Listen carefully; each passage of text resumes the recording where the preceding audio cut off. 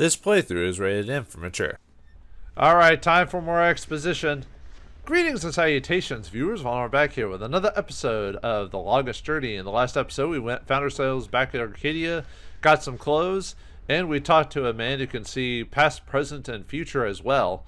And now we gotta continue finding stuff about dragons and fallen gods and stuff like that because, you know, otherwise what else we're gonna do? Because Cortez is kind of hung out right now. He's kind of strapped for a certain situation. So let's see how Tobias is doing. It's Vestrum Tobias Grensred. Good morning, Tobias.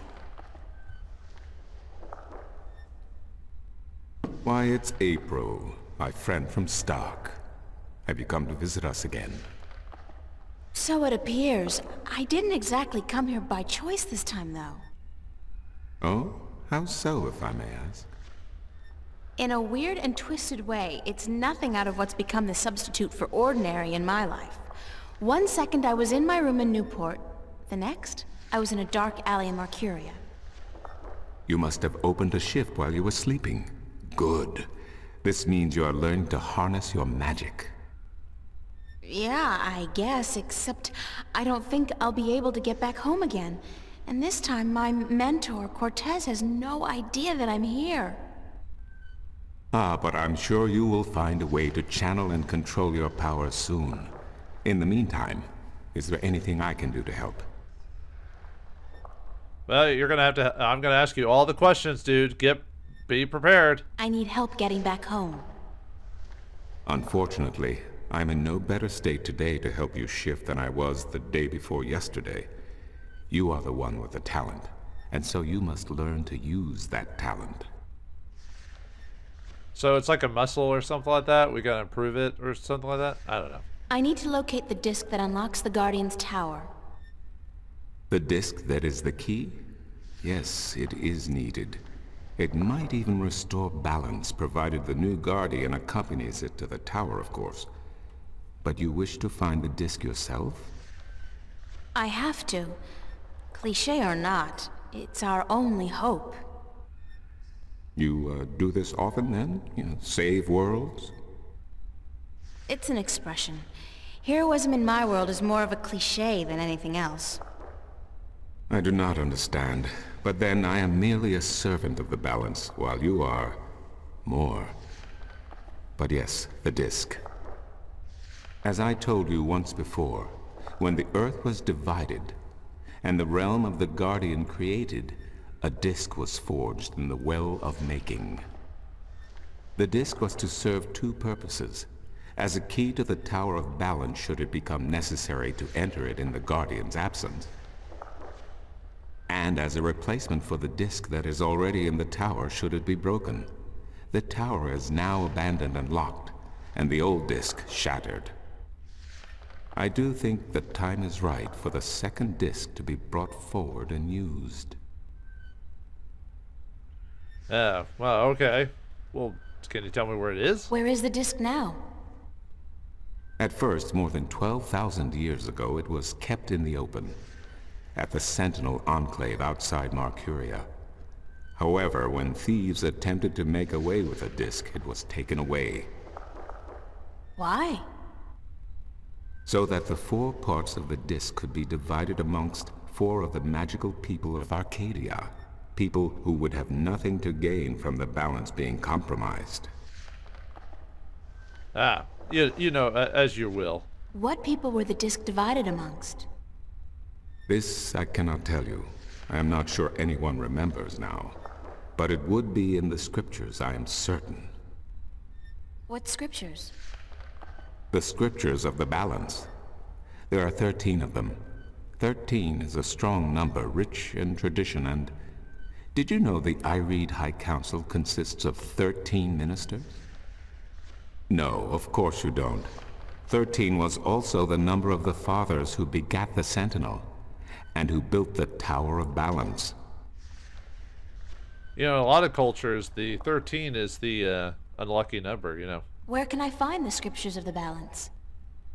Pay a visit to the Sentinel Enclave, located outside the city to the east. The great library of the Enclave contains every book ever written by an Arcadian minstrel, and most others as well. Speak with Minstrom Yerin, the keeper of books. Tell him I sent you. Westhouse mentioned him as well. Where can I find the scriptures of the balance? Again, you will find these texts at the Sentinel Enclave. Speak with Minstrom Yerin. I think of some of those dialogues, it almost sounds like they go, "Are you an idiot?"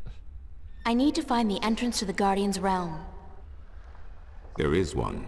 You are right in that, but where, I would not venture to guess.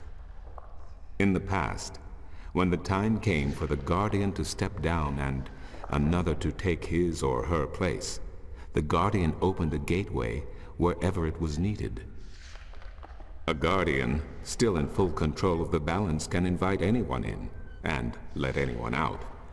But with the Guardian gone, the only way in would be the point where the divide was first created, where the tower was built. Isn't that location written down somewhere? Remember that this was done on the old Earth before the divide.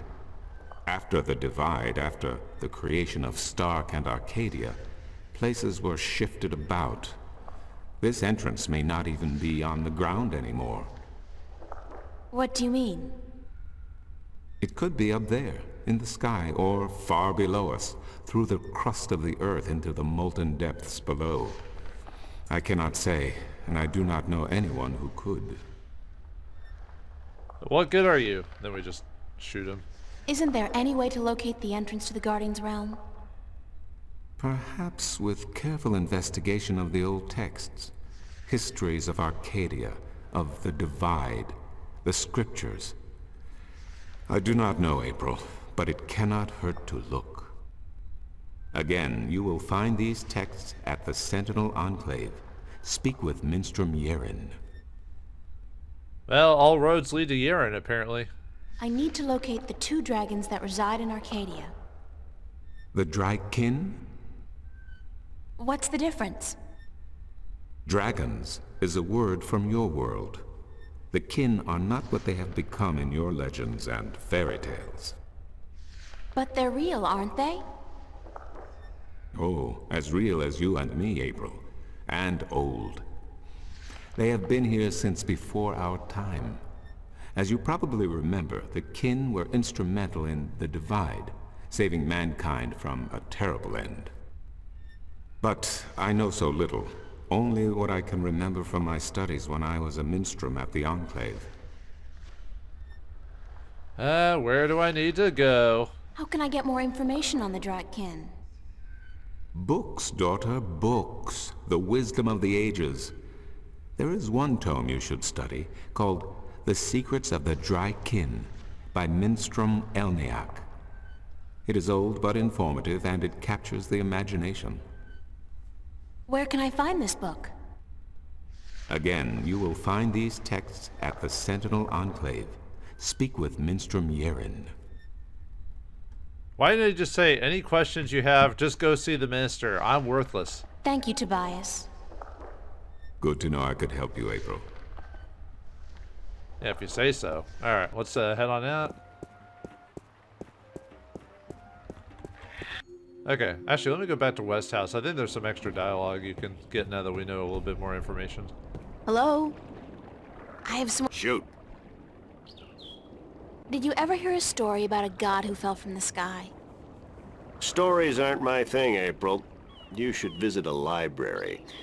I'm sure you'll find some stories in the books. I know the Sentinel have a library somewhere near the city. I've also heard rumor of a people with wings who do nothing but observe and record history through stories. But I don't know if that's all it is. A rumor. Still, if you're looking for stories, it may be wise to check it out and see if you can find them. I said all myths and legends are true in this place. What did you say about the flying people? They're supposed to be great storytellers, and they've been observing this world for a very long time. But it could only be a rumor. Okay. I don't... Very. Thanks, Mr. Always. Okay. Oh yeah, we had some more diary unlocks, so. Monday. I have no concept of what Arcadian or Mercurian calendar is like, but at home it would be July 31st. Come to think of it, what year is it here? Anyway, that's not really the reason I'm writing an entry in my diary. Tobias told me about a library where I may be able to find some answers. The library is at the Sentinel Enclave, just outside of town, and I'm supposed to speak with a minstrel named Yeren.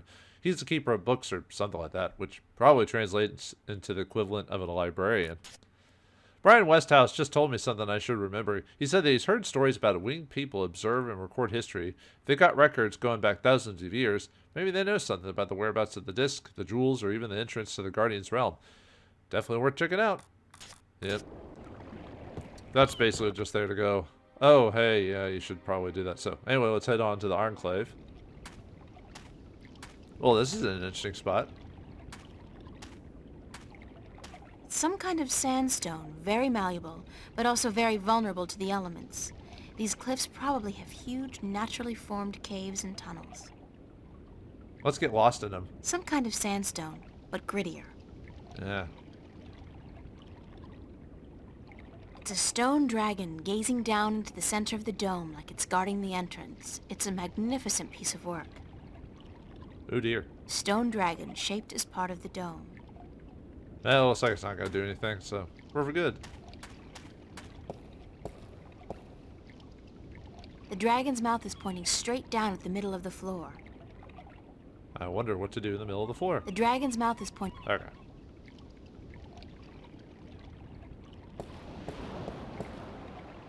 It's emerald green, teeming with life and carrying the pleasant, salty scent of distant shores.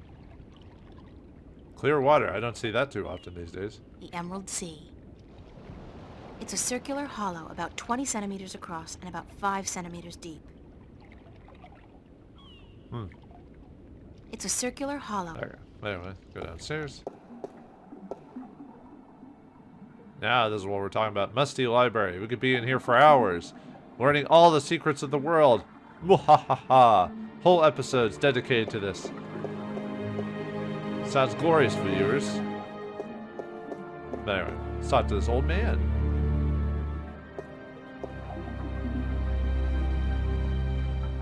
Just waiting for the stinger to stop. It's one of the Sentinel minstrel.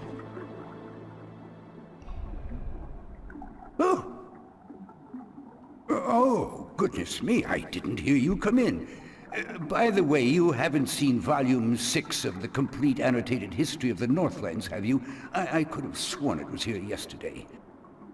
Sorry, no. I guess someone else must have taken it.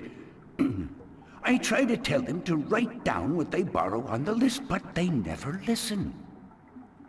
Only last week I spent 3 hours searching the entire enclave for the second scripture of the balance, the scripture of song, before I realized that Vestrum Tobias was studying it back in the city. Now, such incidents could be avoided if only, and this applies to you too, young lady, people would sign out the books they borrow when they borrow them and sign them back in when they're done. Such a simple procedure. It shouldn't take more than a few seconds to jot down your name and the name of the book you borrow. It makes my job so much easier. Now, which book did you want me to find for you? Alright, so Mr. Yeren here is voiced by Peter Fernandez. Rest in peace. Let's see, he did quite a bit of voice acting work over the years. Last thing he did was the car aerobatic team saga. He voiced Speed Racer in it. I guess it must have been some old footage because he had passed a while back before that, so maybe they reused some old audio from him or something like that. Yeah, he was in Speed Racers, an announcer, the cartoon series, as Speed Racer, Rex Racer, and other voices. Witty and Gilbert Grape, and The Killing Bottle, amongst many other things he did. So very recognizable. Man, that guy had a long career. Good stuff and bad stuff. Are you Minstrom Yeren? Yes, of course. What a silly question. How would I know? I don't know you.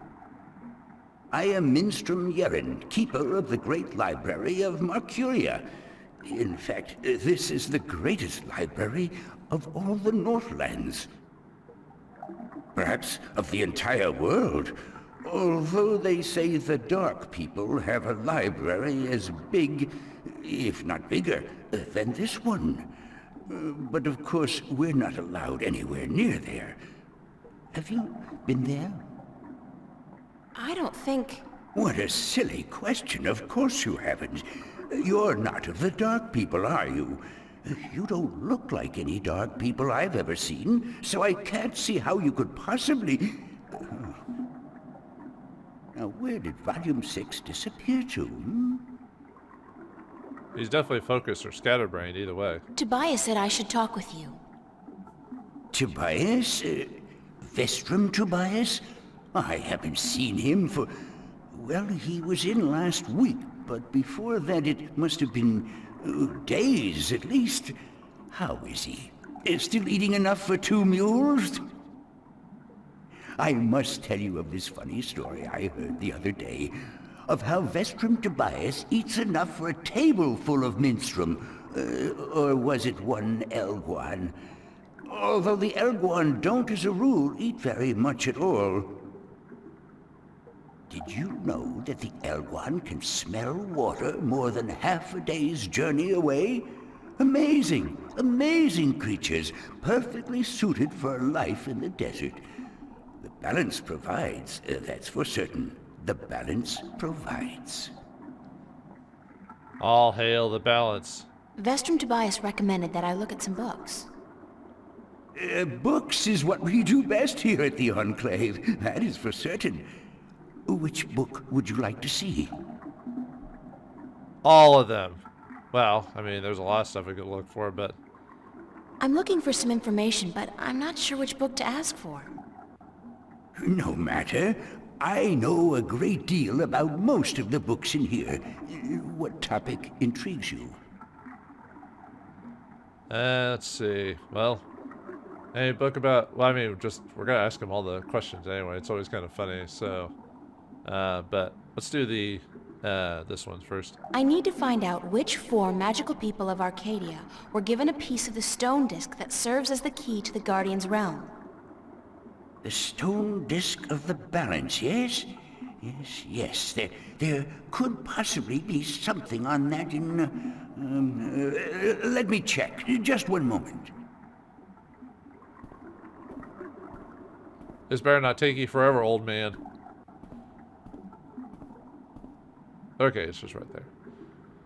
That'd be fine. Actually, realistic could probably go many hours later. Surprised not that many. Actually, there's not many books as you think there are. Maybe they didn't want to render assets for all the book variations or something like that. I did find something of interest. I'll leave it here for you to read.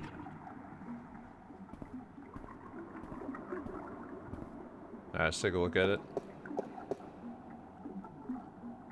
Alright, chapter 16 in the scripture, the scripture of breaking. Regarding the disc of the balance and the events that came about when the disc was broken, the scriptures tell us that the disc was kept at the Enclave for many thousands of years, safely guarded from any threat by the respect held by every man and woman for the authority of the fathers. But with dissent came disobedience, and disobedience brought immorality, and immorality begat theft, and hate led to suffering. Oh wait, wrong thing. Tyran soldiers aided by the Sentinel traders, attempted to make away with the disc, but were thwarted by the White of the Kin herself.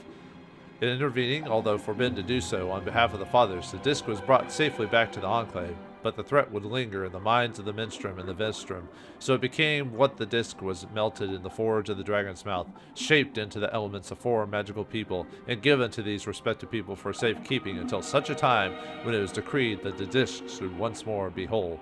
1 stone to the gentle souls that sing in the dark and shape the earth between their toes. 1 stone is the watcher of the woods, the ones who are outside.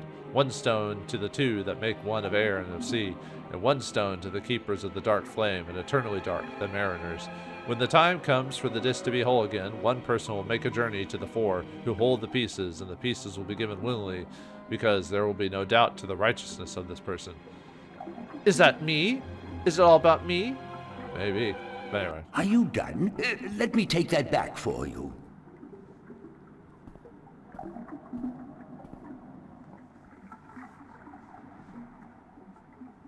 Yeah, you really wanted to put that back, huh? Are you actually going to put it back or just plop it down somewhere?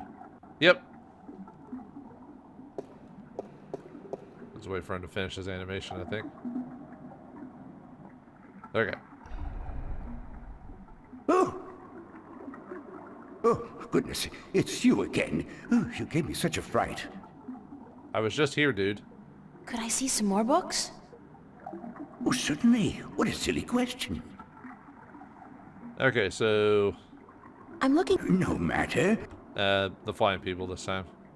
Are there any books about flying people who observe and tell stories? Winged storytellers, hmm? Let me see what I can find. Hold on.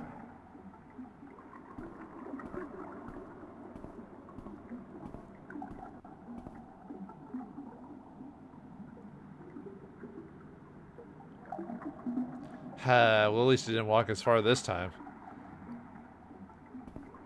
That'd be funny if they have a scene where he has to go all the way on the other side of the library just to find the book. They wouldn't do that. I did find something of interest. I'll leave it here for you to read.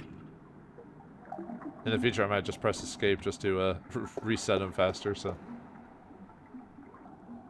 The island of team. Elias, near the Briston Atoll.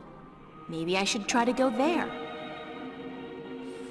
Alatian, a crafty winged people who have recently dwindled in numbers and whose ability to fly long distances has been steadily diminishing over the past few centuries.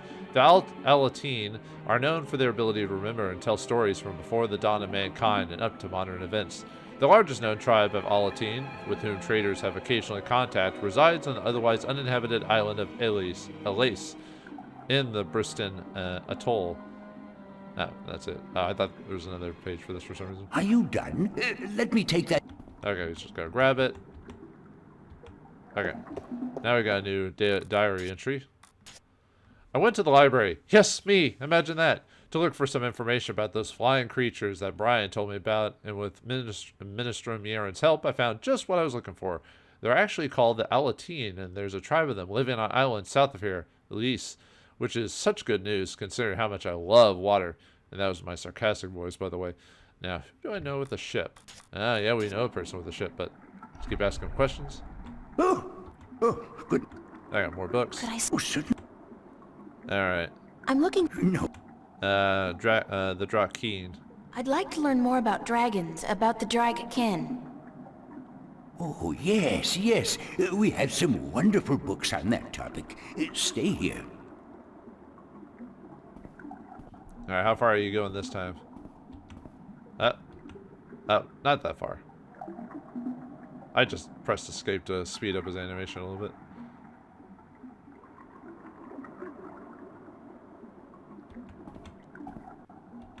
Yeah, put it down quickly, old man. I did find something of interest. Okay, that dialogue is the same.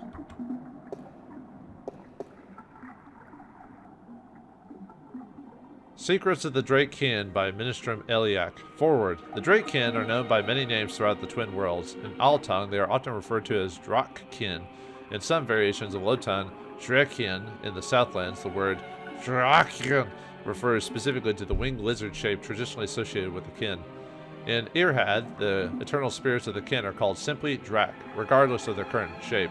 In Stark, most cultures refer to the kin as Dragon, Drake, Draish, and Dragon. Or Drogon, or whatever, though this usually refers only to the winged lizard-like shape and not to the spirit inhabiting the shape. In fact, while in Arcady, the kin are respected and revered as eternal spirits with great significance in the balance, and all in Stark and kin are mostly creatures of mythology and fairy tales. However, in some Stark legends and scriptures, notably the Christian Bible, the name dragon is associated with the forces of evil, and thus the religious connotations do seem to have carried over in a somewhat distorted form. Who or what are the Drakeen? Why not ask who is the creator? What is the all? Questions thus asked will remain in perpetuity unanswered, for though they are in truth unanswerable. To condense all the knowledge of the creator into one answer is futile, and it is any attempt to define that is all without describing every single element that makes up the all. So also with the Drakeen, we cannot answer who is the Keen or what is the Keen, but we can provide some answers to the simpler questions The questions that deal with what we see and hear and feel, what we have been told by the kin themselves. Answers that together may give us, if only the faintest hint of the whole truth, then at least some indication of who or what the Drake kin are. Born in the emptiness between the stars, reads the 11th scriptures of the balance, the scriptures of time, shaped in unison with all, part of the all, and yet outside the all. Drakian, or Drakian, note the ancient high tongue, variation of Drakian. Why so many variations and interpretations of the Drake kin from culture to culture? The kin have always been shrouded in mystery, and from mystery rises legend and myth. The kin seem content to be seen as nothing but tales and figments of a bard's fertile imagination. Are you done? Let me take that back. Well, if it's a bard that has to deal with dragons, and it's a D&D bard, he'll probably try to sleep with it, so, as are you want to do. Okay, what, books? Alright, the spear now. I'm looking for a story called The Silver Spear of Gorimon. Yes, a fanciful tale if I ever saw one, but a charming one. Did you know that I'm often paid visit by adventurers wishing to read everything available on the spear so that they too can set out on their foolish quests? Yeah, don't you just hate those adventurers? Well, they pay for my bread, milk, and butter with their contributions to the coffers, so I shouldn't be too critical of them. But they care not about the books. They care only about what the books can give them. I care. About the books, really? I can tell. So, the Silver Spear of Gorimon, then? Yep, find it for me. Oh, he doesn't have to go that far. I did find... Okay. The Silver Spear of Gorimon. I'm just going to do the Japanese version. In the glory days of Bakshiva, before the drought, when Gorimon was the greatest city in the known world, the Parect of Bakshiva decided to forge the most powerful weapon in the world to challenge the mighty White Dragon. The Parect had grown greedy and bored, his treasured hold filled with the riches of the world, and he just desired nothing except the one thing he could never have, the unborn daughter of the White Dragon, the fairest, purest, most beautiful creature in the universe. He had asked the White Dragon for her daughter's hand in marriage, but she had refused, scolding him for his insolence and warning him to keep his distance from immortals. And so the Parect sought the advice of the mighty sorcerer, the dark and cruel Eos, to learn how to kill one of the Drake kin. The sorcerer told the Parect of the white silver of Mount Tyranny, the strongest substance in Arcadia, how it could be forged by magic to kill even one of the kin. The Parect ordered his army to go north, across the ocean, and to bring back enough white silver to shape a weapon. When his men returned with the rare metal, the Parect ordered the finest blacksmith in Bakshiva to his castle, where Eos the sorcerer cast a spell to create an unholy forge. 10 days and 10 nights it took before the exhausted blacksmith could present a tall spear to his emperor. But before the spear could be used to kill one of the kin, it had been bathed in blood, beheading the poor blacksmith and the soldiers who retrieved the white silver from Mount Tyranny. The Parect's private bath was filled with their blood as he dropped the silver spear into the red bath, watched over by Eos. A terrible scream erupted, and steam rose up in a red, foul-smelling cloud. When the steam lifted, the blood was all gone, and the spear was glowing in a deep red color. With the terrible weapon now ready to be wielded, the Parect issued a challenge to the White Dragon to either surrender her daughter to him for marriage or to suffer a painful death at his hands. Enraged, the White Dragon refused him yet again, and flew to meet the Parect, his sorcerer, and his 1,000-strong army in the green fields outside Gorimon. Of the magical silver spear she knew nothing, and the Parect kept it wrapped up in a cloth by his side. "Bring your forces around, Parect," warned the White Dragon. "If you do not, I will lay waste to them all." "I wish my men no harm," lied the Parect, "for this is between the two of us." He then rode forward alone and dismounted his horse, but stayed within reach of the spear. The White Dragon landed before him, and she said, "You are brave to face me like this, who you know you cannot harm me." Then the Parect raised a hand as if to greet her, but it was instead a sign to a sorcerer, the terrible Eos, who cast a mighty spell to hold the White Dragon while the Parect drew his silver spear. The White Dragon fought bravely, and she was close to escaping the sorcerer's magic, but the Parect was quick, and he thrust the magic spear into her chest. She screamed in pain and anger, and the sorcerer's spell could no longer hold her. Rising on her beautiful wings, blood poured down on the land below. She cursed Bakshiva, her Parect, and her people for all time. Wherever the white dragon's blood fell, the land turned arid, and the grass became sand. The Prak sent his army to follow the white dragon and to bring back her egg, but the drought grew, and within days, the once proud empire of Bakshiva was turning into a desert. Then followed a fierce storm that tore across the land for 100 days and nights, and when the dust settled, there was nothing left of Bakshiva but 2 coastal cities and a few scattered oases. It is said that in the buried ruins of a lost capital, wrapped in the arms of the Prakt, who dare test the immortal, rests the silver spear of Gorman. Ooh, epic. Are you done? Let me take... Now those are the types of stories I like listening to. It sounds like classic fantasy stuff right there. Alright, more stories. More books. Alright, now we want to... I mean, like I said, it doesn't really matter, but... A book on the history of Marcuria would be interesting. Ah, an extensive subject to be sure. I will do my best. Yeah. And here we go. Oh. Yeah, he has the same couple, like 3 spots he goes to. There you go. Give me that book to read. I want to read it. More books, please. Travels in the Northlands by Jimin the Discoverer. The first part. In many years as a traveling poet and bard, I have journeyed far and wide across the fair realm of Arcadia, and I have seen sights most people have not dreamed. I have stood on the magnificent, terrible southern capes in the midst of winter when the storms are at their fiercest, while waves as tall as the towers at Altaban washed over my frozen body. I have witnessed the monstrous beasts that lurk in those dark and deadly waters of the south, swallowing brave galleons, whole creatures the size of mountains, that with a flick of a tail can touch the depths of the sea and the stars themselves. I have crossed the great ocean from north to south, from east to west, and in the course have been stranded on desert islands with no sustenance but what I could gather from the sparse vegetation for months at a time. I have ridden the giant Elgwin across Changariel, the wasteland from Altaban to Monterba, and further south where the Turuk, the oasts are few and far between. Oh, it's oases. Sorry, I can barely see it in the book. I have seen the shifting dunes and above the ruins of Gorimon, precious jewels of Bakshivan Empire concealed by centuries, or 4 centuries by the coarse and treacherous sand. And I have journeyed far west, carried on goodwill and destiny by shadowed ships to the strange and unknown cliffs of a world unseen by most, a world of an unfamiliar tongue and customs, a world of great wonder and mysticism. I've seen all this and more, but the fairest sight still have seen in the lands of the north, from the area to the border mountains, from Tyrian to the Bay of Fire. No sight can ever compare to the dawn at Mount Tyranny, looking out to the plains in Nedra, where wild stallions run free in the thousands, and to the look of the city of the Coruscant, the pearl of fire, while the boiling sun sets in the ocean beyond. The slow waves reflecting dark, yellow, and red as they lap slowly upon the sandy shores is an experience truly treasured and ne'er forgotten. These lands are blessed by the Creator, shaped by men, yet wild and free and fertile, home to the greatest cities, the most precious sights, and the most cultured and civilized people in Arcadia.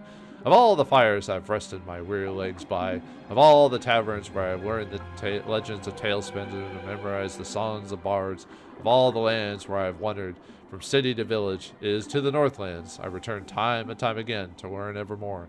Join me now, for I will evoke in you the very emotions I first experienced when visiting the sights and treasures of the northern lands.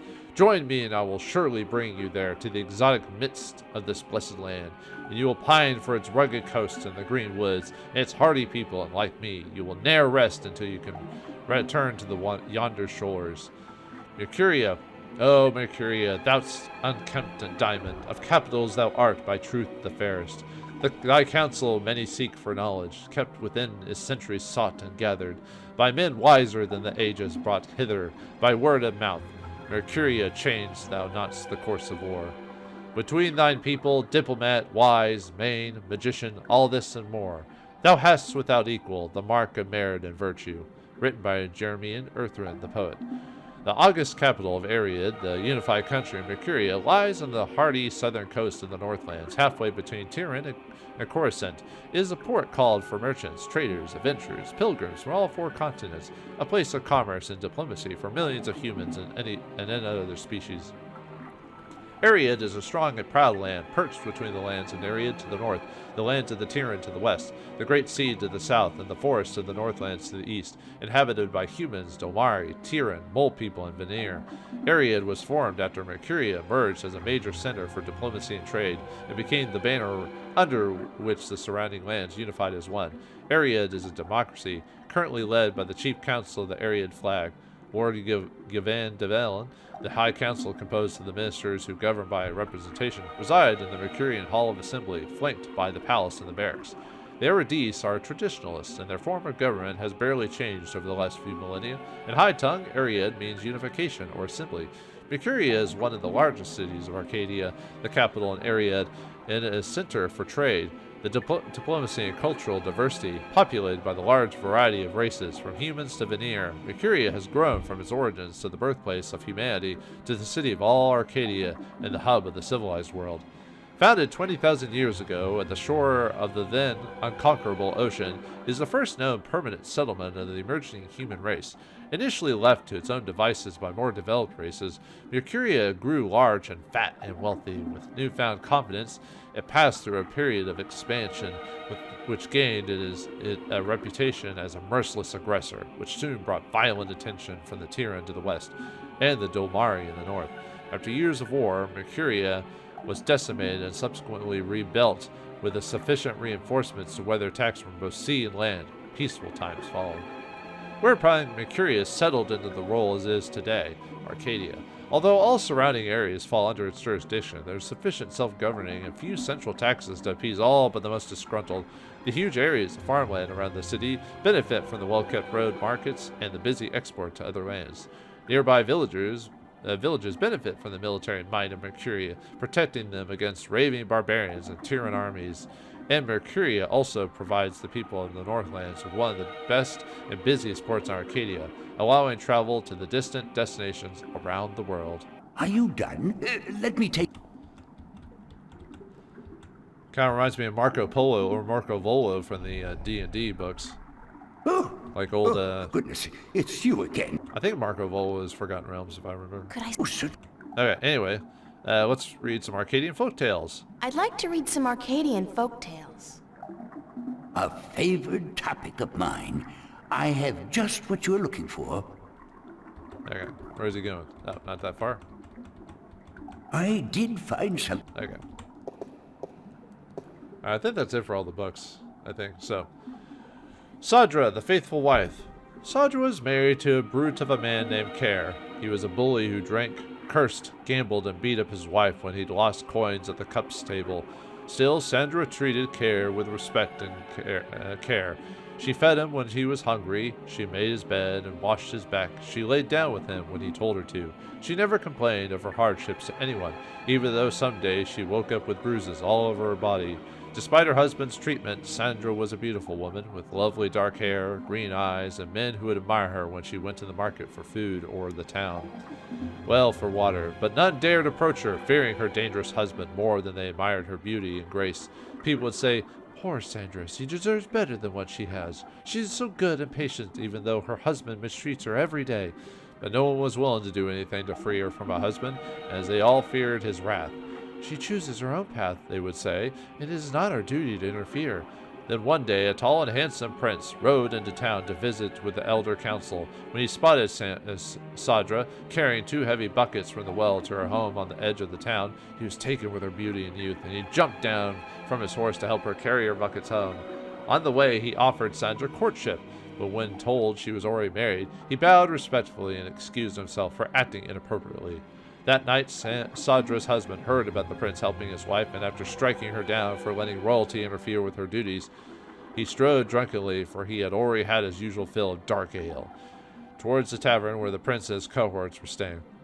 When Care arrived at the tavern, the prince was eating dinner, and when Sadra's husband was there to see him, the prince stood and waved the man closer. "I must congratulate you on your good taste in marriage," said the prince, "for your wife is the most beautiful and good-hearted woman I have ever met." And then he offered Care a seat in a tall mug of ale. But the angry husband did not appreciate the prince's advances, and he drew his sword and lunged at the prince before his guards could react. The prince was quick and lucky to avoid certain death. Before Care could make a second strike, the prince had recovered his sword from where it stood by the wall and stood ready to fight the brute. "Leave him be," called the prince, and when his guards drew arms and ran to protect their liege. "This is between him and me." Smiling briefly, he nodded his head to Care and stood to attention. Obviously, his skill with a sword was formidable. Care, a coward at heart, knew that if he fought fairly, he would surely die. And he sheathed his sword, but loosened the knife he tucked up his long sleeve. "My pardon, Prince," said Care. "My love for my wife is such that I am blinded by jealousy. I offer you friendship and apologies." He extended an open hand to the prince and smiled a broad lizard smile. The prince, unaware of Care's mistreatment of his faithful wife, smiled back and put down his sword and extended his own hand. "Your apology is accepted, then, sir." Then suddenly, Care's knife was in his hands and moving in a blur towards the prince's exposed throat. Had it not been for the quick eye of a nearby guard, who, with the broad side of his sword, struck Care on the side of his head, the prince would have been dead. The knife carved a deep scar on the prince's shoulder, but did no serious harm. Care was taken away to the town prison to be judged when the sun rose.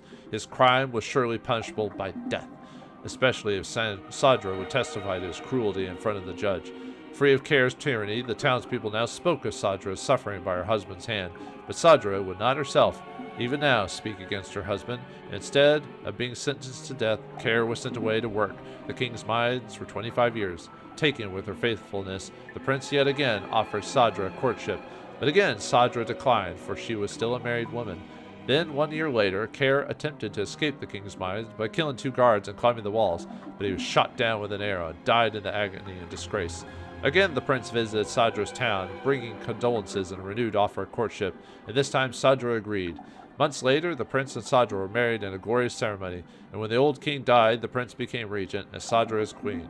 She was as good as a queen as the land had ever seen, and she was loved dearly until the day she died. And her funeral was the grandest and most tearful in memory. The children of the lake. There was a village by the lake where no couple had borne a child for 20 years. The villagers were desperate, for without children their village would wither and die, and they turned to their god for help. The next morning, 50 young children rose out of the misty lake and wandered into the shores, much to the joy of the childless women. "We are yours," said one of the children, "as long as you remember one thing, you are never to fish from this lake again. Instead, you must learn to hunt in the forest and live off the land."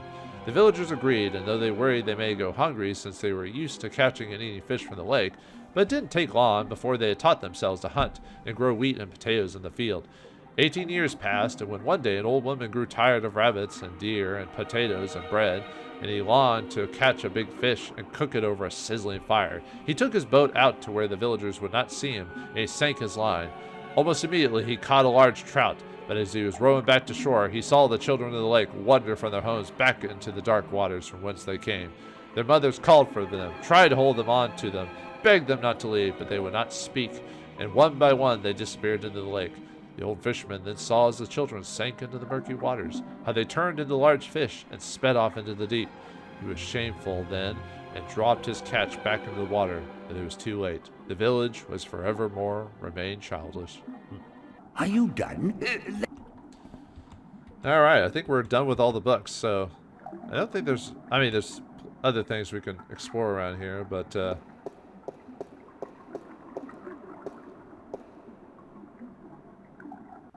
yeah, like there's wheel here and everything like that. It's a pool of seawater. You'd think that it'd be a bad idea to have a pool inside a library on account of the moisture, but I guess magic makes everything possible. Yep, magic is used as an easy right away for writers to basically do anything they want without explanation. Drink some water. The water's pretty cold. Ah, water, nectar of the gods. I feel strength and renewal flowing through me. It's a pool of seawater. Yeah, that's not what I checked. It's a rusty wheel. No.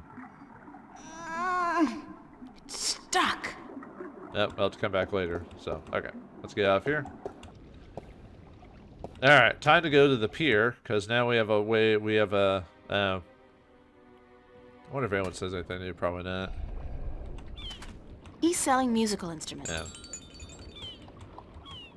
I'm not in the market for an instrument at this particular moment. Okay, that was the same. Those guys must be part of... Actually, I think most of this dialogue is the same, so I'm just gonna go straight to the pier. assorted cargo. What is that thing? I think it's freaky, man. It looks like a weird goblin or something like that. But anyway, Nebeve again, so. It's Captain Horatio Nebeve of the White Dragon. How are you today, then? Like you care. Well, aren't you a funny fellow? Do you know the island of Elias? The vacation paradise of the ancient Vauldemare? Certainly. How do I get there? It's near the Briston Atoll, but boats rarely travel directly to Briston from Marcuria. You'd have to travel via Guyenne. Huh. Interesting. Do you know anything about a god that fell from the sky into the sea? Of course. You find fallen gods most everywhere these days. They're an air and a hand. Really? No, of course not. There are no fallen gods in the sea. It wouldn't make much sense, would it? If the sea was full of gods just lying about the seabed. So you've never heard of such a thing happening? Now you got it. I mean, it'd be kind of funny if there was a bunch of fallen gods. I don't know, just something ironic about it. I don't know. Can you give me a lift to Guyenne on your ship? There are 3 problems with that scenario. Number 1, there's no wind, so we can't set sail south. Number 2, I lost my navigator a few weeks past, and I have yet to find his replacement. And number 3, you're a woman. We don't let women on board the White Dragon. Isn't that a bit sexist? Sexy is just what I worry about. What with a boat full of men being out at sea for months at a time? Not sexy, sexist. I'm a sailor, girl. What do you expect? Good bedside manners? True, you're just trying to get through the thing. You don't care about what people think about it. I think there used to be, I forgot what culture it was, but yeah, there used to be a thing where it was bad luck to women on board on a ship because they thought it would mess with the sea or whatever, but I'm trying to remember where I heard that from. I'd really appreciate it if I could hitch a ride with you to Guyenne. Ain't gonna happen. Sorry. So we need help him with this navigator situation. Bye. Okay, so we need to go back to the small pier because there was that old man we talked to. Remember that guy with the stories that went basically nowhere? So It's just a boring old non-treasure chest. now we need to ask him about the chest again, so. Hello again, old man. Eh? Actually, we already talked to him about his bird. I think I could go on to the next situation, so. Okay. Let's see. Do you know the island of Elias? Aye, I be knowing lots and lots about the feared Isle of Elias. It's feared? How? Because it be a place of cannibals.